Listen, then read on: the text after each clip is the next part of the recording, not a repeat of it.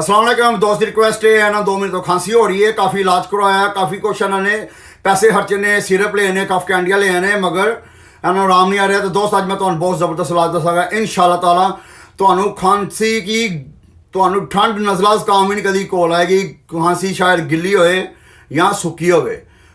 इंशाअल्लाह ताला तो बहुत ज़बरदस्त मैं रेमेडी दसागा। दोस्त तुसी अदरक का एक पीस लिया लो, उन्होंने ग्रेट करके और 6-7 चमचे जूस कर लो और 3 चमचे तुसी शहद दे मिक्स कर लो और तुसी अद्धा चमचा काली मिर्च का मिक्स कर लो। इंशाअल्लाह ताला तुहाडे कोल नज़ला जुकाम ठंड खांसी टिकेगी नहीं।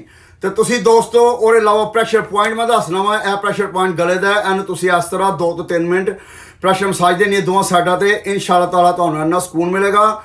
तो दोस्तों मेरा यूट्यूब चैनल मेरे प्रोफाइल ते लिंक है, उन्हें सबसक्राइब करना, तो दुआ च पढ़ाना याद रखना।